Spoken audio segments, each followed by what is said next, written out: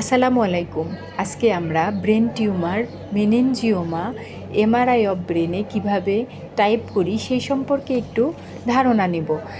Meningioma এক ধরনের tumour যা ব্রেনের বাইরের আবরণে মেনেঞ্জেস সৃষ্টি করে। এই টিউমার সাধারণত ধীরে ধীরে বৃদ্ধি পায় এবং বেশিরভাগ ক্ষেত্রে এটা ক্যান্সারবিহীন বিনায়ন হয়ে থাকে। মেনিনজিওমার লক্ষণগুলো টিউমারের আকার এবং অবস্থানের উপর নির্ভর করে।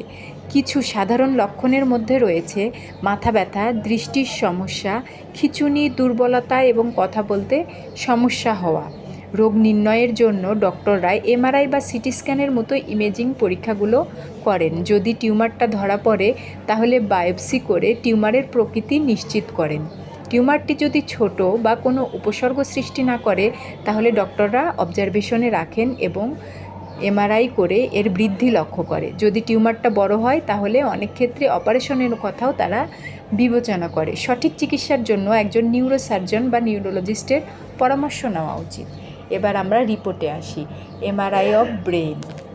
A small extraaxial mass lesion over frontal lobe convexity of left side. ISO 2 hypointense on T1 and intermediate on T2 weighted/T2 flare images. DWI showing subtle restricted diffusion. এবার mass effect. Minimal mass effects আর noted on underline brain parenchyma.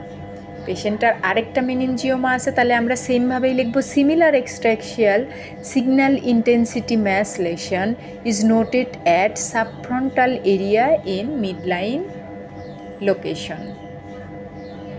এবার পেশেন্টটাকে medicine দেওয়ার পর post contrast scan reveal homogeneous strong enhancement of the mass lesion with evidence of dural tail.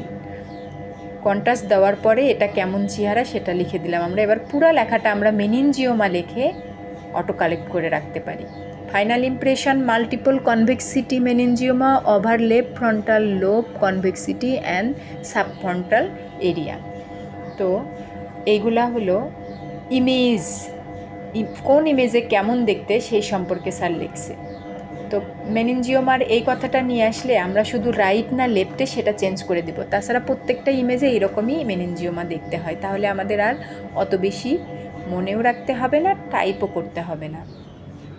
এবার আমরা ছবি দেখে নিই। দেখেন, এটা হলো মেনিনজিওমার ছবি। এই পেশেন্টের ক্ষেত্রে 2টা মেনিনজিওমা ছিল। তো পুরো লেখাটা আমরা কয়েকবার পড়ে